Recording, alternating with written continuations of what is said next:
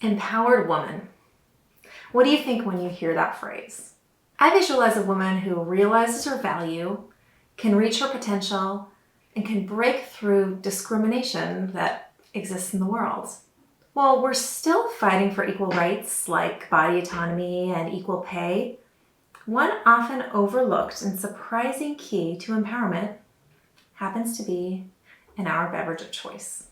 As women, we can take our power back by not drinking alcohol.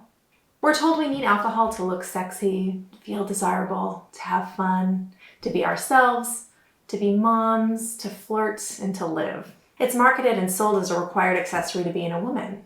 But the truth? Sobriety is the ultimate form of female empowerment. You might remember seeing a black and white photograph from the pre-prohibition era, a group of women holding a sign, "Lips that touch liquor shall not touch ours." Though it may seem antiquated now, it's a very timely parallel to the social impact of drinking today. Alcohol abuse was rampant at the turn of the 20th century, and some of the epidemic's biggest victims were women. Not because of their own drinking. Back then, women were not allowed at saloons or anywhere alcohol was served. This campaign came about because women were left to deal with the financial consequences and repercussions when their husbands spent the household income on alcohol. Additionally, it was found that there's a strong correlation between alcohol and domestic violence, which sadly is still true today. This movement gave women a political voice back when they didn't have much of a voice. The power of their own influence, which inevitably led to a national ban of alcohol, set the women's movement on fire. It's not a coincidence that the 18th Amendment enacting prohibition is right before the 19th Amendment, giving women the right to vote. So much has changed since the Prohibition era, of course. Women were free to have careers and have more financial freedom. And with that, drinking became more socially acceptable. Women's independence and increased alcohol consumption became a marketing strategy. And this goes well beyond bars and pubs holding things like ladies' night events. The entire alcohol industry has seized the marketing opportunity of female empowerment and has essentially taken it over to raise their bottom line.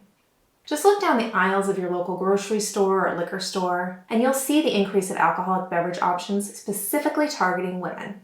Ciders, coffee liquor, pink bottles of vodka, fancy lettering and pretty packaging, taste, nutrition content, and female celebrity and social media influencers as spokeswomen, all curated specifically to entice women. Now, it isn't new to objectify women to sell alcohol to men, but in the last decade, alcohol companies have shifted to align their brands with themes of fun, sophistication, female connection, and yes, empowerment. Marketing efforts encourage women to get together, drink like the boys, and toast one another in celebration. Now, this is done not only to attract female customers, but influence how alcohol is perceived by the masses. That it's cool, sexy, and necessary. And deeper still, past advertisements, TV series, movies portray sophisticated lifestyles associated with women who drink alcohol. It's nearly impossible to get through a Netflix episode without an example of a woman who drinks, depicted as charming, funny, and yes, empowered. The alcohol industry isn't the first to infiltrate advertising and media, or to link gender equality with products. The nicotine industry perfected this in 1969. Do you remember the Virginia Slim ad? "You've come a long way, baby." Cigarette ads started popping up in the 70s, encouraging women to smoke to stay slender, feel powerful, and equal to men. Smoking was not only considered a symbol of independence and sophistication, but a woman's right. Alcohol beverage marketers are following suit in the 2000s. The message we're sold is that alcohol is a required accessory to being a woman. Unfortunately, the messaging is working. There's a shift in the drinking patterns of millennial women and women of childbearing age, showing a scary increase in the normalization of binge drinking.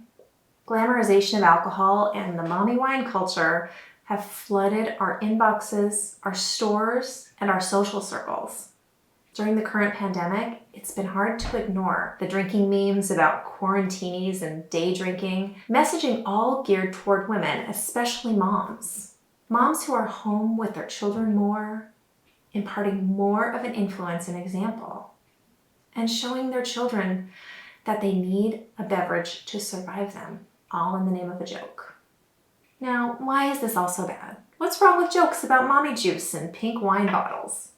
5 years ago, I would have loved that alcohol companies were targeting me with cute pink cans of wine and hilarious tongue-in-cheek memes. In fact, I did love it. I used all of that marketing and all of those jokes as justification for my escalating alcohol use disorder. My nightly glass of wine turned to 2 or 3 and a whole bottle and more. I questioned my own use for a very long time, and yet I looked around me and felt consistently justified, even comforted, with the sense that regular binge drinking was normal. Thankfully for me and for my husband and our 5 kids, I found sobriety 4 years ago. And through my experiences as a woman in recovery and as a certified recovery coach, I now see things very differently. I've experienced the transformation not only in myself, but in hundreds of other women who have taken their power back from a dangerous drug. Yes, alcohol is a drug. No matter how you bottle it, flavor it, decorate it, alcohol is ethanol, and ethanol is a group 1 carcinogen. It's a neurotoxin. It's linked to numerous diseases in the body. It weakens the immune system significantly. It's strongly linked to declining mental health, contributes to memory problems and dementia, and greatly increases depression and anxiety. It kills more people than all other drugs combined, illicit or prescription. Alcohol kills twice as many people. Yet it's been so glamorized and normalized that drinking alcohol anywhere and everywhere is considered a normal activity. The scary thing about these increasing drinking rates is that women are at a higher risk for alcohol misuse and drinking-related long-term health problems. These days, everyone's drinking more, but the rate at which women are drinking at high-risk levels, binge drinking, and dying from alcohol-related causes is skyrocketing. Deaths of rural white women in their early 50s from cirrhosis of the liver have doubled since the end of the 20th century, at a time when medical science is at an all-time high. The data is even more bleak for women of color. Data shows that there's been an even greater increase in drinking rates among non-white American women. It's been expressed that educational, housing, employment, and health disparities, along with many other factors, may have led to increased alcohol use as a coping behavior.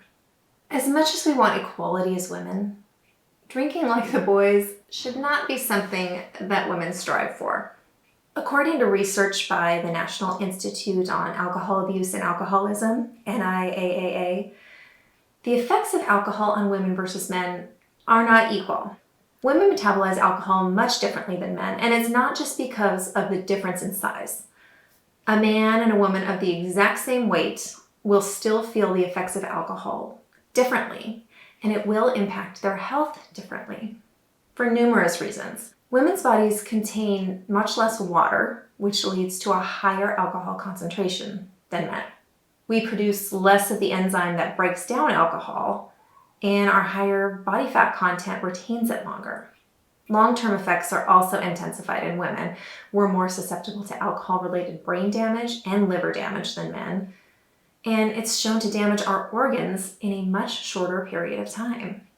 There's a known increase for heart disease and cancer risk among women who use alcohol. And in fact, the threshold of elevated risk is as low as 1 drink a day for certain cancers. 1 to 2 drinks per day increases the risk of breast cancer by 30 to 50%. Just this year, the American Cancer Society changed their stance on alcohol, stating that cutting out alcohol entirely is the best choice for cancer reduction and prevention. However, an ironic phenomenon in the alcohol industry exists called pinkwashing. Pinkwashing is when companies engage in breast cancer awareness activities like the Pink Ribbon campaign while selling products that are known to be carcinogenic. And numerous cancer charities have partnered with alcohol companies, raising funds for breast cancer treatment or prevention by promoting the purchase of certain alcoholic beverages. The very organizations raising funds for cancer research are funded by, and also promote products that are proven to raise cancer risk. Contributing in the name of prevention? Certainly not in women's best interests, let alone empowering. Trish Hepworth, who's the Director of Policy and Research for the Foundation of Alcohol Research and Education, says, "What women deserve is to enjoy a healthy lifestyle. They certainly don't deserve to get alcohol-related diseases, such as breast cancer." As women, it's time once again to take a stand. Similar to the women in the pre-prohibition era holding their sign, we can take a stand by educating ourselves, being critical and making informed decisions about alcohol. We can empower ourselves and each other with knowledge about alcohol and its impact on our bodies. Listen to these testimonials from alcohol-free women. Celeste says, "I know that I'm better off with no alcohol at all. I know that I'm stronger, happier, safer, and that my life is more beautiful. Sobriety didn't just serve me, it saved me. It saved my family too. That feels powerful." Michelle adds, "When I was drinking, it slowly took away my power to choose and make good decisions. As I began to explore alcohol-free living, it quickly became clear I was living an honest and authentic life I never wanted to escape from. Sobriety has delivered everything alcohol promises." And Jen goes on to say, "I once believed alcohol gave me the courage to be myself.